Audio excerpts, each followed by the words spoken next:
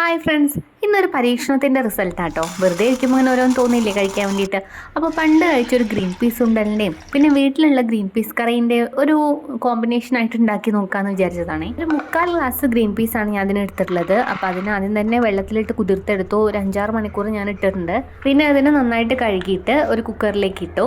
എന്നിട്ട് പിന്നെ കുക്കറിലേക്ക് ഒരു പൊട്ടറ്റോ കഴുകി വൃത്തിയാക്കിയതും കൂടെ ചെറുതായിട്ട് മുറിച്ചിട്ട് അതും കൂടെ ഇട്ടിട്ട് ആവശ്യത്തിന് വെള്ളം ഒഴിച്ചിട്ട് ഇതിനൊന്ന് വേവിക്കാൻ വെക്കാവേ. ഒരു 4 വിസിൽ വന്നപ്പോൾ ഞാൻ ഓഫാക്കിയിട്ടുണ്ട്. പിന്നെ അതിൻ്റെ എയറും പോയി കളഞ്ഞതിന് ശേഷമാണ് ഞാനത് തുറന്നത്.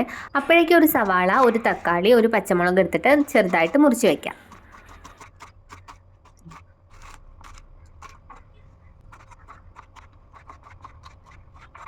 പിന്നെ ഒരു 12 അല്ലിയോളം വെളുത്തുള്ളിയും പിന്നെ ഒരു ചെറിയ കഷ്ണം ഇഞ്ചിയും കൂടെ എടുത്തിട്ട് നന്നായിട്ട് ചതച്ച് വയ്ക്കാം.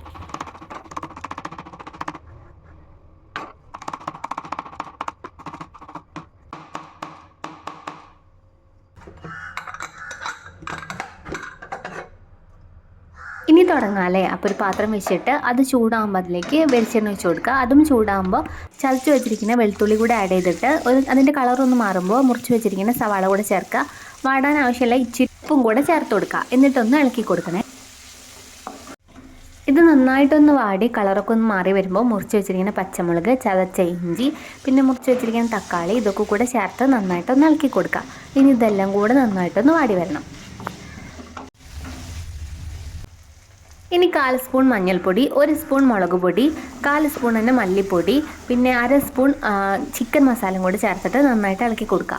പൊടികളൊക്കെ നന്നായിട്ട് ഇളക്കിയിട്ട് കുക്കറിൽ വേവിച്ച് വെച്ചിരിക്കുന്ന ഗ്രീൻ പീസ് ഇല്ലേ അതും കൂടെ ഇതിലേക്ക് ചേർത്ത് കൊടുക്കുക. എന്നിട്ട് പിന്നെ ആ ഒരു പൊട്ടറ്റോ ഉണ്ടല്ലോ അതിനെ നന്നായിട്ട് ഇതിലേക്ക് യോജിപ്പിക്കുക. ഉപ്പ് നോക്കിയിട്ട് ആവശ്യത്തിനുള്ള ഉപ്പും കൂടെ ചേർത്ത് കൊടുക്കണേ. എന്നിട്ട് പിന്നെ ഇതൊന്ന് നന്നായിട്ട് വറ്റി വരുമ്പോൾ ഇതിലേക്ക് ചെറുതായിട്ട് മുറിച്ച് വെച്ചിരിക്കുന്ന കുറച്ച് സവാള കൂടി ചേർത്ത് കൊടുക്കുക.